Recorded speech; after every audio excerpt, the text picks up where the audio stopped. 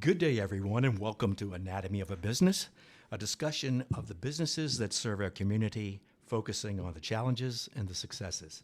I'm Bud Myers from the Virginia Breeze Broadcasting Company, and joining me is the CEO of the BBB of Central Virginia, Barry Moore.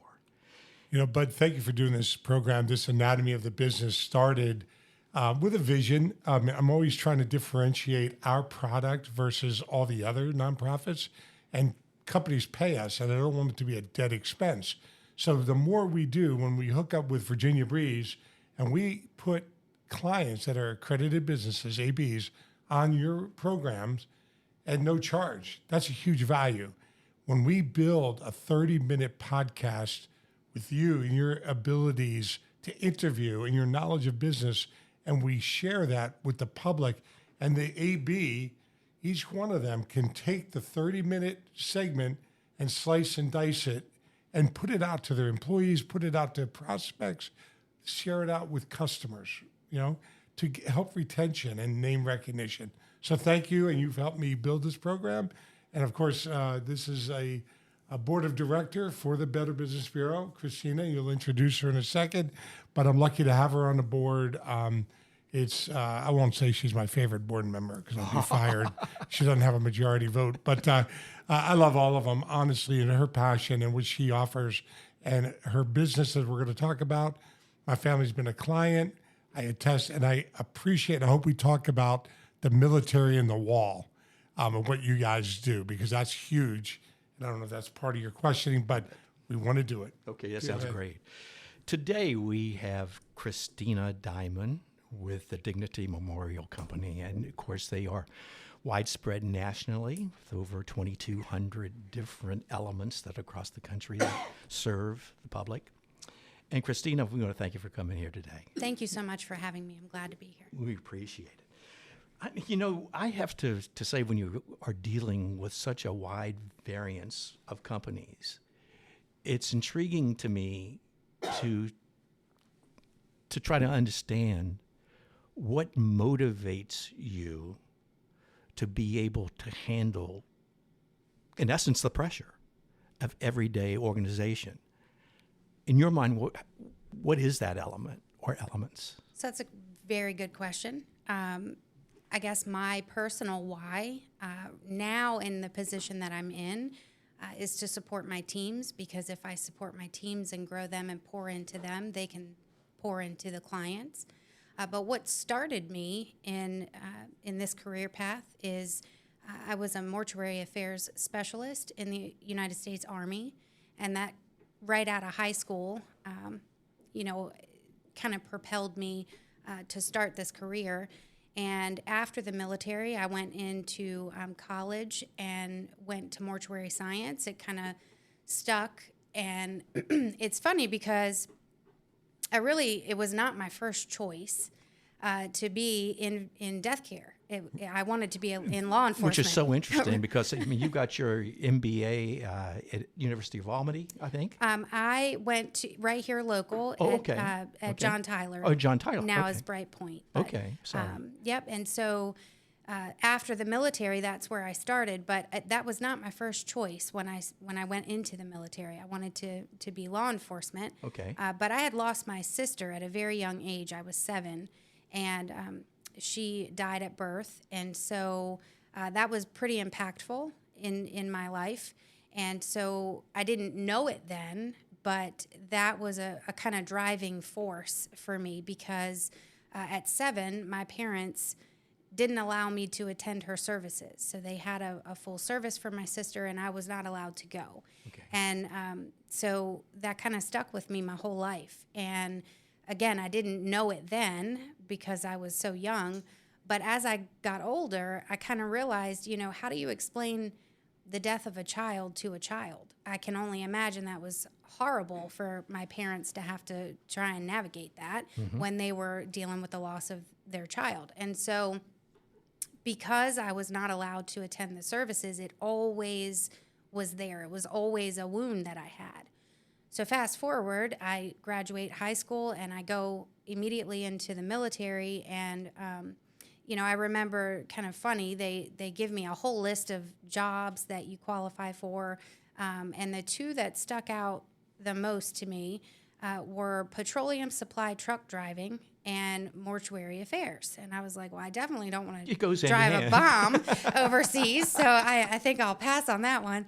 And so you talking to the recruiter, and I said, well, mortuary affairs, that's like CSI, right? Like that's what it is. And oh yeah, that's exactly what it is. It's nothing like that, by the way.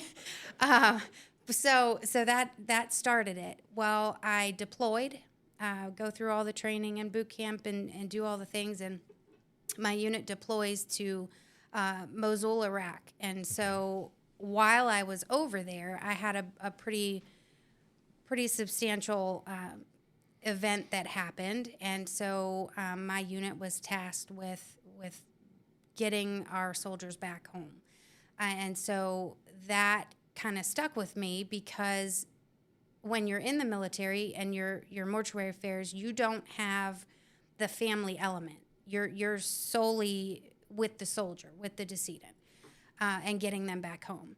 And while that's super important, I couldn't get past the fact that this family doesn't know yet. Mm-hmm. I know and they don't know. And so that called me. It pulled and pulled and pulled. And so when I got home from deployment, I got out of the military and went into college almost immediately for mortuary affairs and mortuary science.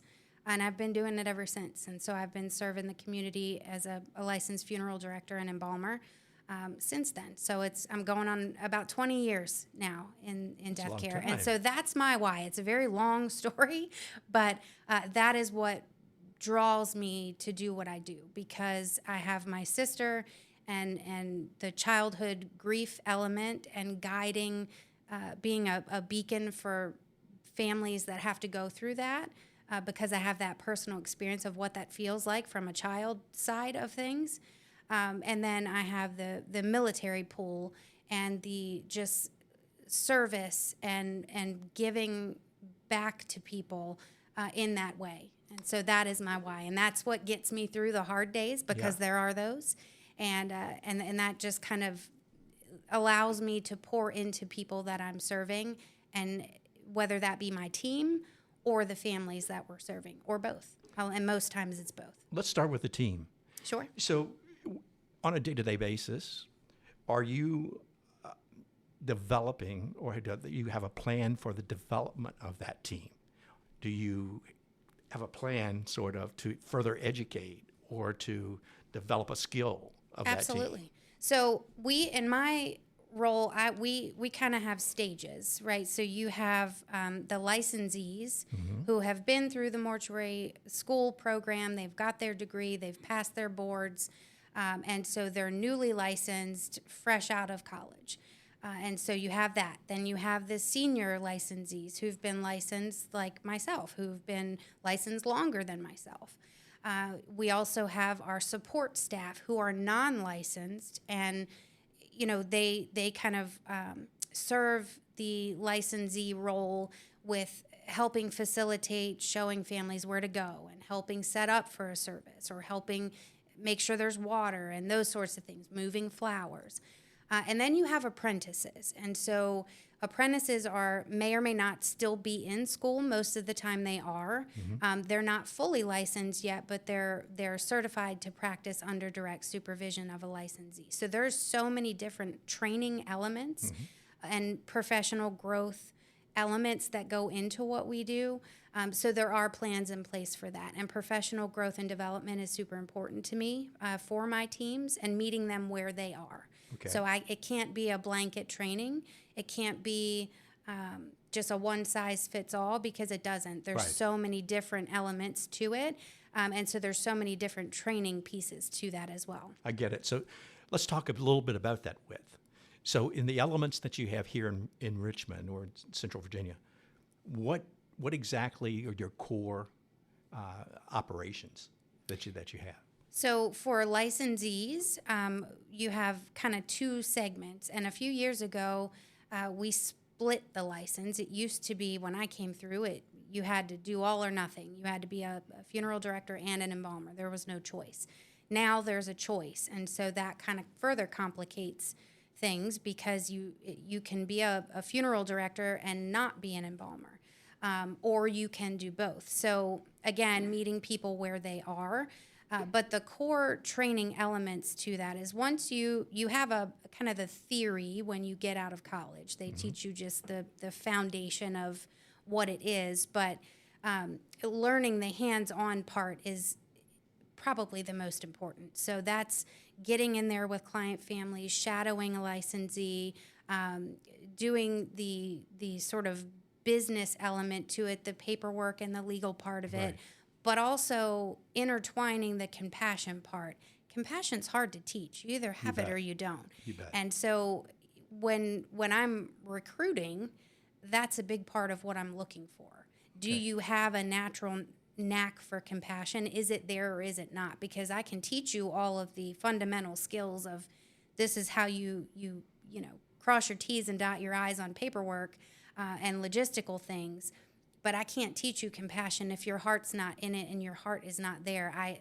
There's really not a lot I can do with that. So it all starts with recruiting for me and really getting to the heart of somebody's why. Why are you in this? Were you drawn to it? Did you just think it was something neat? Did you like, the cars? What was it? And so I'm asking very poignant questions in recruiting. And then from there, it's teaching you the logistics of how do we serve families? What does success look like for us? What does service excellence mean to us? And can you get there? So do you feel you're developing the culture, or has that been handed down to you?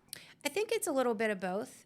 So I've had pretty great mentors in my time coming up in my career. I've had really not so great ones. And so you learn from both, right? So you have the great ones who kind of pave the way and show you what excellence looks like, and they lead by example. And then you have the ones that show you maybe what you don't want to do. And so I think they're both equally important. I've had those both. And so I try to lead by example. And for my teams, I don't manage from an ivory tower. I'm in there with them. I would never ask somebody to do something I've not done multiple times. And so leading by example and showing them what it looks like. I can tell you all day long, but I need to show you and explain the why. And so I think it's a little bit of both. I think having the culture is created by the leadership, but for me personally, I've had great leaders and I've had great mentors, and so I am now in the role to be that for somebody else. So I think I do create the culture because there's things I don't stand for. My team knows that, and they know what I'm about, and they know what we do. They all have buy-in, and I have the greatest team in the world, truly. I've vetted them, I've trained them, and we all see the common vision, and so it just comes organically, really. So let's narrow it down to what actually the services are. Sure. Okay. What do you think is the core competency of the company, and what services, the width of the services, what do you currently offer? So we offer, it ranges. So we'll meet families where they are. We offer all the way cremation services, burial services, green burial services. We have cemetery options. We offer pre-planning, so advanced planning arrangements. That's kind of a big piece of what we do and what we advocate for, because I've seen everything. I've seen the families that choose to pre-plan. I've seen the families that choose not to pre-plan, and there's definitely a benefit to pre-planning, so we offer that. We have, compassion helpline type services for after. When you get through the ceremonial piece, there's kind of an aftercare portion to that. And so we offer those services as well. We have travel assistance for families. We have personalization options. There are, cemetery personalization. There's funeral home personalization. So really just offering whatever the family finds healing and meaningful to help get them to where they need to be in their grief journey. We can help facilitate that. I think this is the hardest problem in my mind if I was sitting in your shoes, is you're dealing with a terrible time for the most part, most people, and they really don't know what they need. Very true. They don't know also, they're not educated to it. So here you are trying to navigate the process, but there's also got to be some level of education. For sure. So, and we do that, that's the community relations piece to what we do. So we are always out in the community talking kind of benignly, right? Because there's a difference between talking in crisis and talking just like we are here. And so community events and getting to meet the people before the crisis happens. Outreach. And right. So the outreach piece is the education piece. So working with Barry and doing different things. And we have hosted podcasts here, and we have some more upcoming, just to get that education piece out there and just kind of grassroots, like, hey, let's chat about what your options are. So there's that.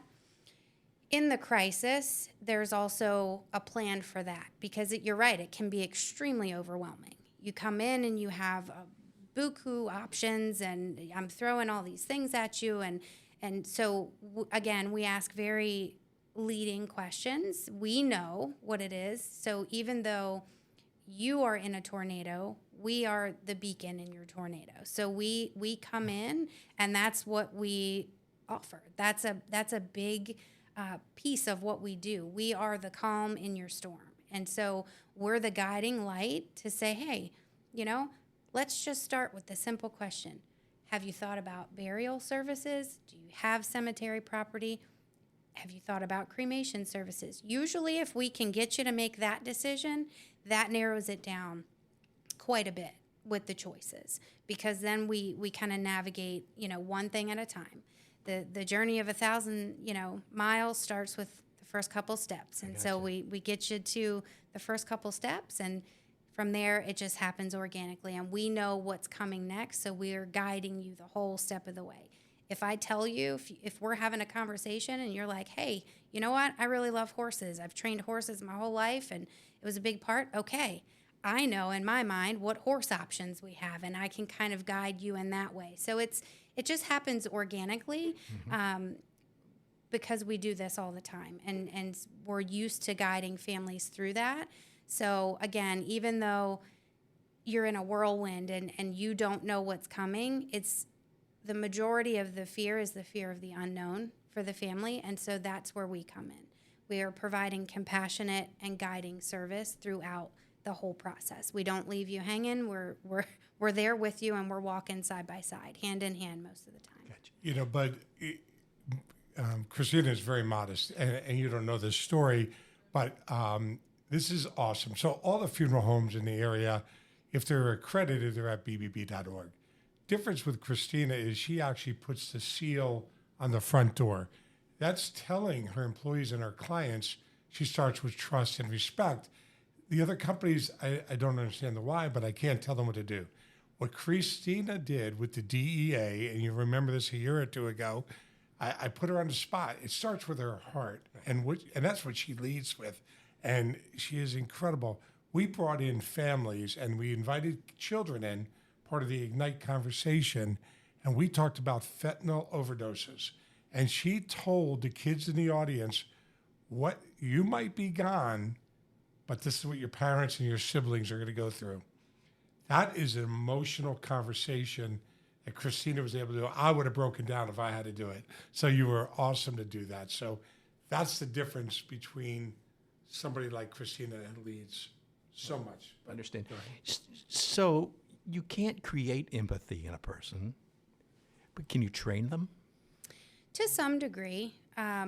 You can train them with kind of scripted responses, right? So I can tell you, okay, if somebody's crying, here's what you do. Or if somebody is asked this question, here's what you say.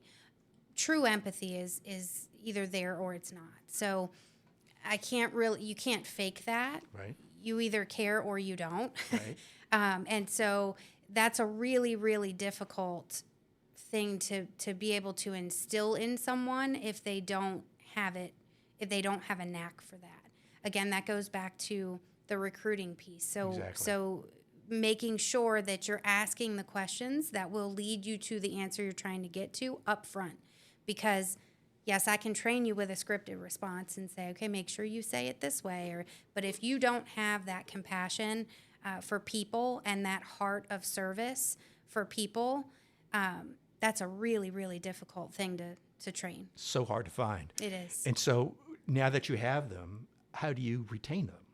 So I am a people person. I have a philosophy, again, lead by example. So I'm not going to ask somebody to do something that I wouldn't do myself. So most of the time I'm in there with them, showing them how to do it. Mm-hmm. But I also feel like you do right by your people. You should. Every business owner, manager, you treat people right. You just be a good person, and you treat people the right way, because if you give and adapt to being flexible, and they're human beings. My team are humans. They have families. They go through the same trials and tribulations that we all go through. And so I am adaptable and flexible. Things come up. Things happen. And yes, there is a business element to it. There is a business need, but there should be a plan B. If somebody's child gets sick, if you need a half a day off, if you have a doctor's appointment, these real life things happen.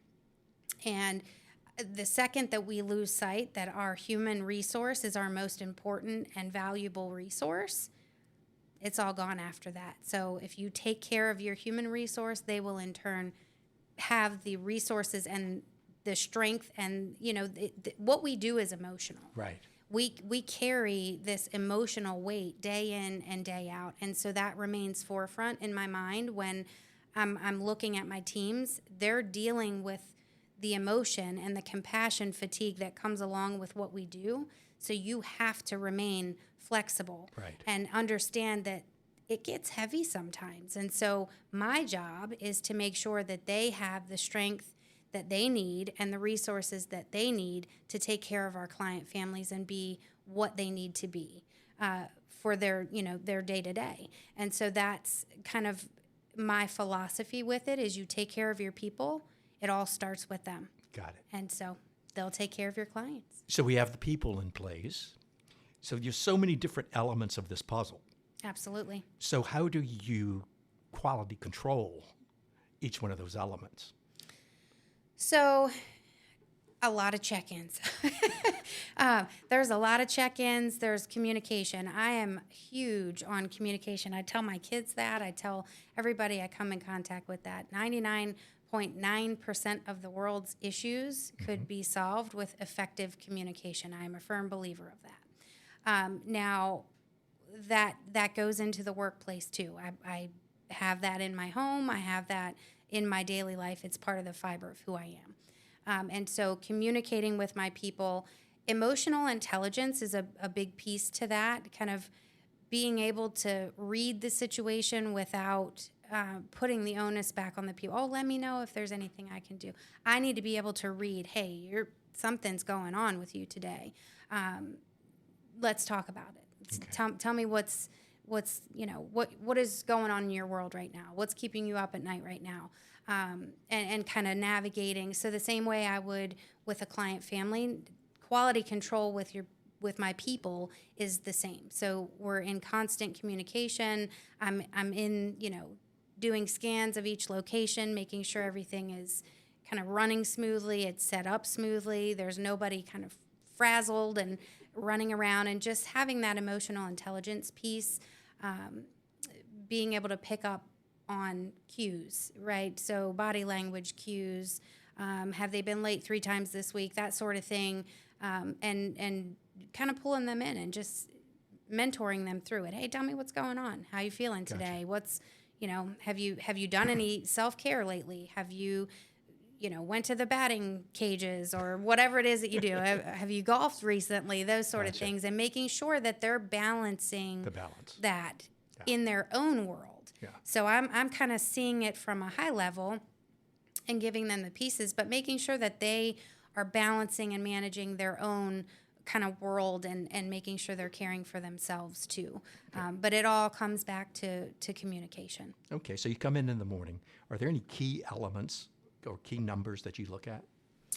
Always. So no 2 days in my world are the same. So there's a pivot kind of in real time all the time between the human resource piece to it. So coming in, making sure I greet everybody, saying good morning, kind of feeling out, reading the room and seeing how everyone's doing.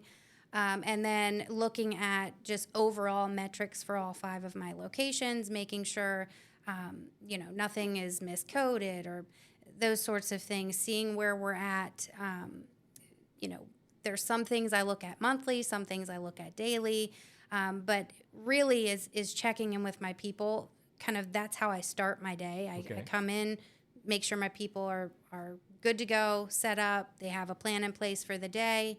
And then, flipping from that to the logistics. Okay, what is it that we need to do this month? Where are our metrics? Where do our metrics need to be for the next month? Kind of P&Ls and that sort of thing, the business back end side of things, Right. Managing that. So spend a portion of the day on that, and then again checking in with my people at the end of the day, making sure. Do you have to strap on the marketing piece as well? Do you? I do. And do you have anything that's working right now that you see that seems to be the best way to go? So we were a lot of our marketing was paper. We're kind of going away, even with obituaries and things like that. The paper is kind of fizzling a little bit, and so we're seeing a big shift into kind of the digital piece to it, the social media piece to it. So we're putting a focus on marketing that way, having these podcasts and sharing them on social media pages, and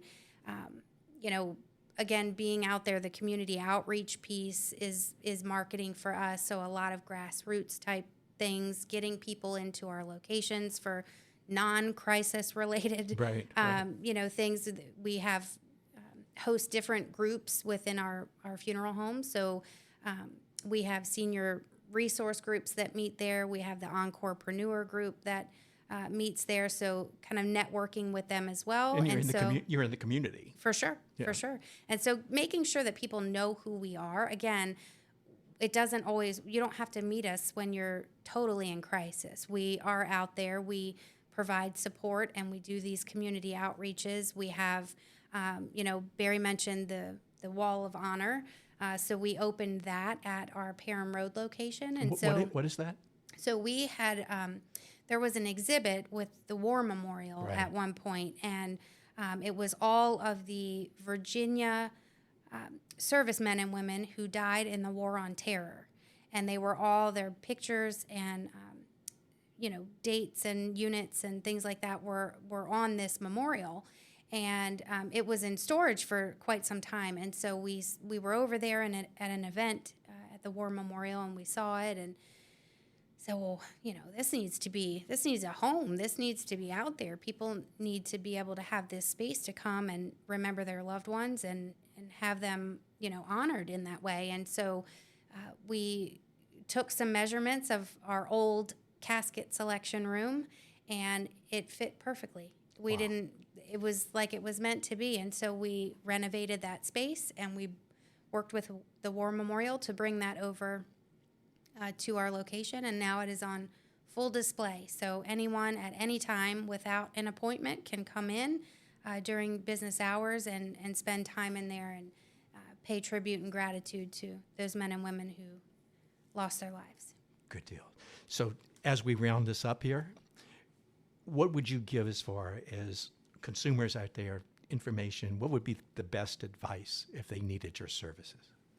So the best advice, always, if you can, talk to one of us ahead of time before you're in crisis.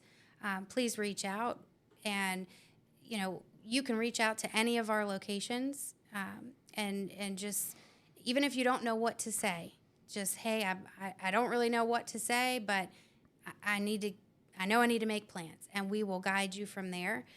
If you're able to do it ahead of time, I would highly advise that you at least start that conversation, and not just with us, but with your family. Because there's one thing to putting a plan in place, but if your family and nobody knows about it, then that plan just can't do anything with that. So Right. you have the conversations. I know it's a tough thing to talk about. Nobody really wants to talk about their own demise. I get it, but it's a guarantee. It's going to happen eventually, and we plan for all sorts of things in our lives. We plan for, weddings and birthdays and all types of different events and illnesses and all this sort of thing, and some of those things never happen. This is one thing that is guaranteed will happen at some point, and yet most people don't plan for it. Right. And so I would highly, highly advise anyone, even though it's a tough conversation and it's a very real one, and doing it ahead of time will limit the amount of stress that your family has to go through when they're fully in crisis mode and something does happen. So I would recommend that everybody who is able at least start the conversation ahead of time and plan ahead of time. Well, your name is Dignity. Yes. And I see a lot of heart coming on that side of the microphone. I appreciate that. So if you are in the need to have consultation, to provide services for your family, you certainly want to look at Dignity Memorial to provide those services for you as one of the great businesses of the BBB. Until next week, I am Bud Myers, sitting in here with Barry Moore. We will be talking to you soon. Bye-bye.